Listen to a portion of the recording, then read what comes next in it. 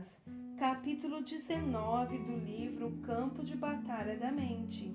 O tema: não posso evitar, simplesmente sou viciado em resmungar, censurar e me queixar. Mentalidade de Deserto 4. Porque isto é grato, é aprovado, aceitável, que alguém suporte tristezas, sofrendo injustamente por motivo de sua consciência para com Deus. Pois, afinal, que glória há, se pecando e sendo esbofeteados por isso, os suportais com paciência?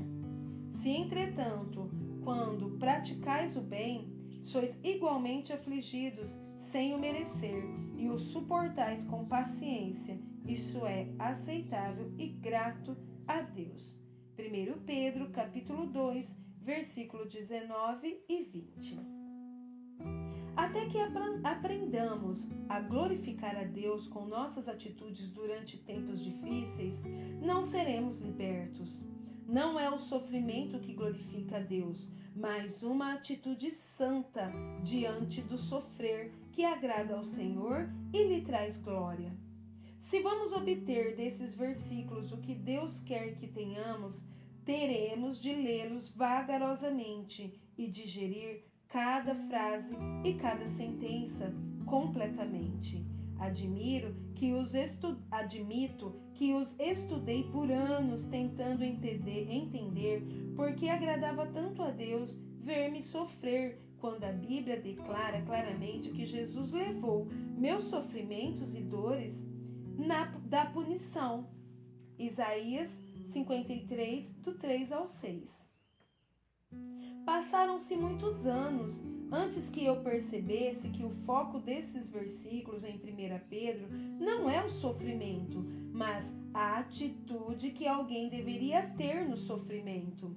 Observe a palavra pacientemente, usada nessa passagem que diz que se alguém nos tratar mal, e nós suportarmos pacientemente, isso é agradável a Deus.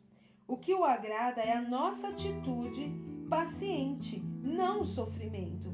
Para nos encorajar em nosso sofrimento, somos exortados a ver como Jesus lidou com os ataques injustos endereçados a Ele.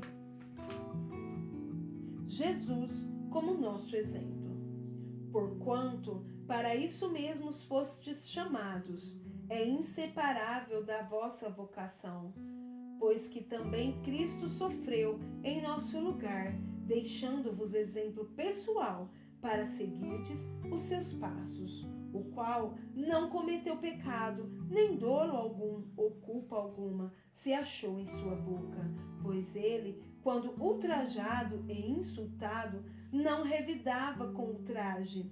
Quando maltratado e injuriado, não fazia ameaças de vingança, mas entregava-se àquele que julga retamente. 1 Pedro, capítulo 2, versículo 21 ao 23. Jesus sofreu gloriosamente, silenciosamente, sem queixa, confiando em Deus. Independentemente de como estavam as coisas, ele permaneceu o mesmo em toda situação. Ele não respondeu pacientemente quando as coisas eram fáceis e impacientemente quando eram difíceis ou injustas. A passagem acima nos permite saber que Jesus é nosso exemplo e que ele veio para nos mostrar como viver. Como nos comportamos diante de outras pessoas mostra-lhes como elas deveriam viver. Ensinamos nossos filhos mais pelo exemplo do que pelas palavras. Devemos ser cartas vivas, lidas por todos os homens. 2 Coríntios, capítulo 3, versículo 2 e 3. Luzes, iluminando brilhantemente em um mundo escuro. Filipenses 2 e 15. Chamados à humildade, à submissão e à paciência. Rogo-vos e imploro-vos, pois eu, o prisioneiro no Senhor, que andeis, conduzais vossa vida, de modo digno da vocação divina, a que fostes chamados, com o comportamento que é em crédito à convocação ao serviço de Deus, vivendo com toda a humildade de mente e mansidão, altruísmo, bondade e brandura, com longanimidade, suportando-vos uns aos outros e fazendo concessões em amor. Efésios, capítulo 4, versículo 1 e 2.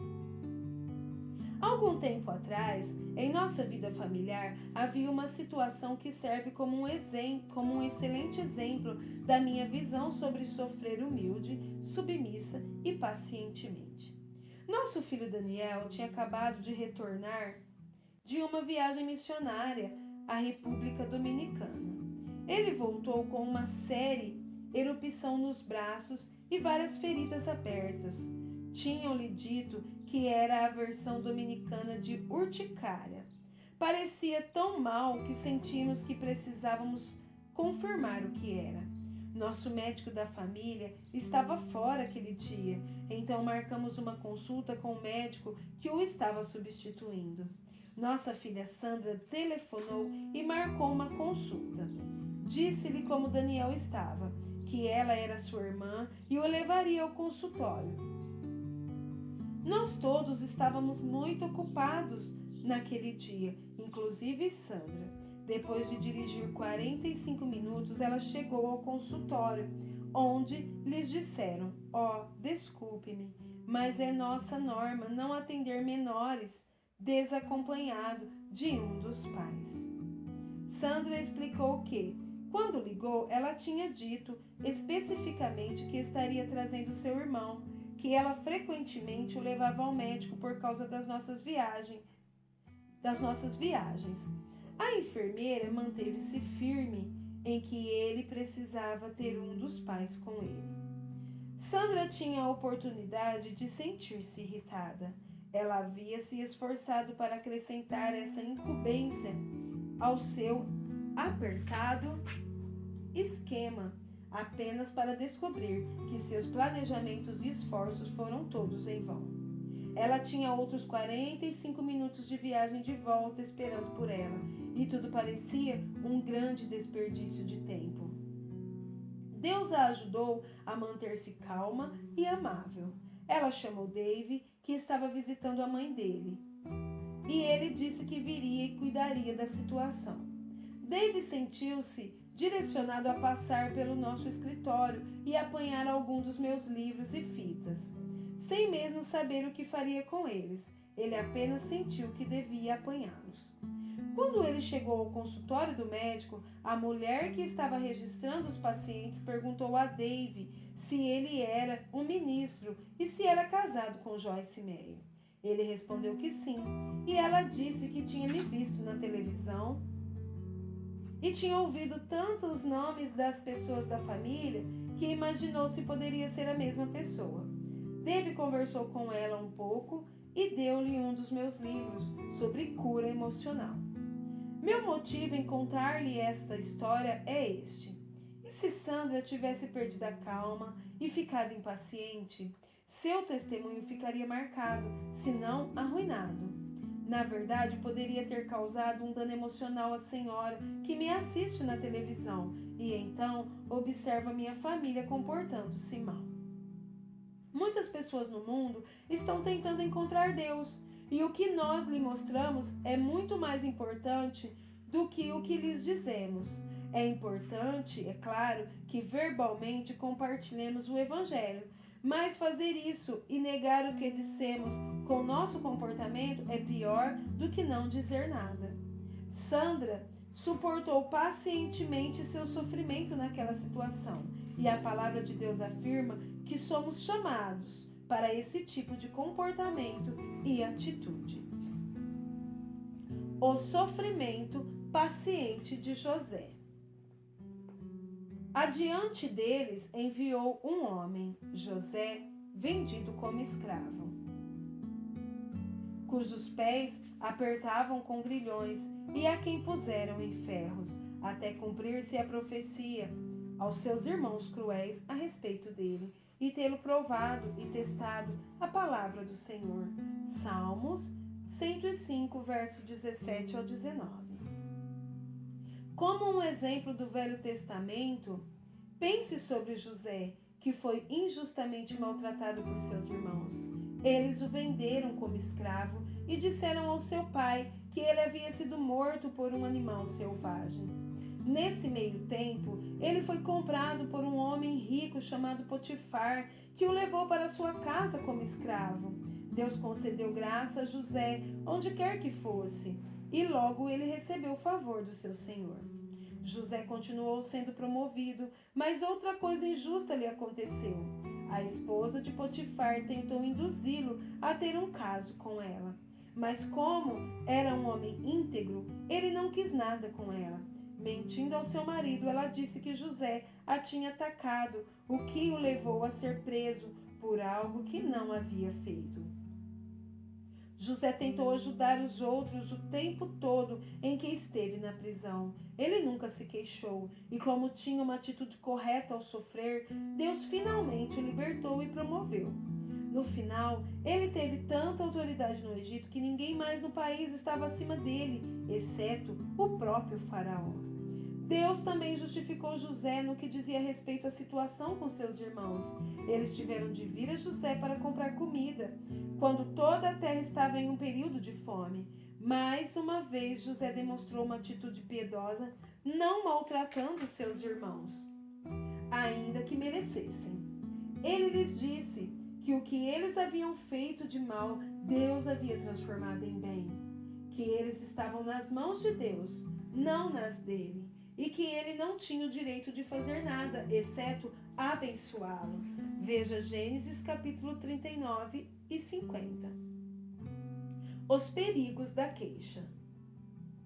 Não ponhamos o Senhor à prova, não tentemos sua paciência, não o avaliemos criticamente, nem exploremos sua bondade, como alguns deles já fizeram e pereceram pelas mordeduras das serpentes. Nem murmureis, como algum deles murmuraram, e foram destruídos pelo exterminador, morte.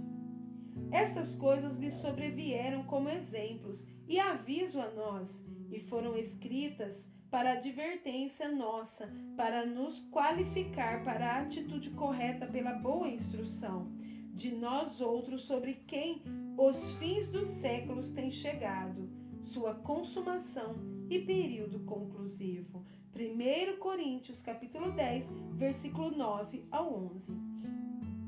Nessa passagem, podemos rapidamente ver a diferença entre José e os israelitas.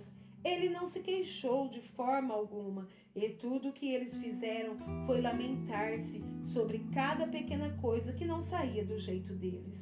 A Bíblia é muito específica sobre os perigos de resmungar, censurar e queixar-se. A mensagem é bastante clara. A queixa dos israelitas abriu a porta para o inimigo, que veio e os destruiu. Eles deveriam ter apreciado a bondade de Deus, mas não o fizeram, e então eles pagaram o preço. O relato dos seus sofrimentos foi escrito para nos mostrar o que acontece se nos comportarmos da forma como eles o fizeram. Queixamo-nos com a boca se antes não tivermos nos queixado em pensamentos. Queixar-se é definitivamente uma mentalidade de deserto que nos impedirá de atravessar a terra prometida. Jesus é nosso exemplo e deveríamos fazer o que ele fez. Os israelitas queixaram-se e permaneceram no deserto. Jesus louvou e foi ressuscitado dos mortos. Nesse contraste, podemos ver o poder do louvor e ações de graças, e também o poder de queixar-se. Sim, queixar-se, resmungar, murmurar e censurar tem poder, mas é um poder negativo. Cada vez que entregamos nossa mente e nossos lábios a qualquer deles, estamos dando a Satanás um poder que Deus não autorizou a ter. Não resmungue, censure, nem se queixe. Fazei tudo, sem murmuração nem contendas, nem censuras contra Deus, sem questionamento nem dúvidas entre vós, para que vos torneis irrepreensíveis e sinceros, inocentes e incontaminados, filhos de Deus, inculpáveis, sem defeito, incensuráveis, no meio de uma geração pervertida e corrupta, espiritualmente pervertida e perversa, na qual resplandeceis como luzeiros, estrelas ou faróis brilhando claramente no mundo escuro. Filipenses, capítulo 2, versículo 14 e 15. Algumas vezes parece que o mundo inteiro está se queixando. Há muito murmúrio e queixa e tão pouca gratidão e apreciação. As pessoas se queixam sobre o seu trabalho e seu chefe, quando deveriam ser agradecidas por terem um trabalho regular e apreciar o fato de não estarem vivendo em um abrigo para desempregados, em qualquer lugar ou em pé na fila da sopa.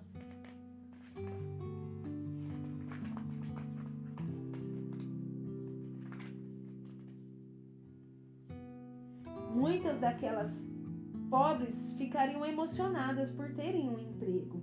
Apesar das suas imperfeições, elas estariam mais do que desejosas de tolerar um chefe não tão perfeito para ter um salário regular, viver na própria casa e cozinhar a própria comida. Talvez você realmente precise de um emprego mais bem pago, ou talvez você tenha um chefe que o trata injustamente. Isso é uma infelicidade, mas a saída não é por meio da queixa. Não se lamente ou se preocupe, ore e agradeça. Não lamenteis nem andeis ansiosos de coisa alguma. Em tudo, em cada circunstância e em tudo, porém, sejam conhecidas diante de Deus as vossas petições pela oração e pela súplica, pedidos definidos, com ações de graças. Continuai a fazer vossos pedidos conhecidos a Deus. Filipenses capítulo 4, versículo 6. Nesse versículo, o apóstolo Paulo nos ensina como resolver nossos problemas.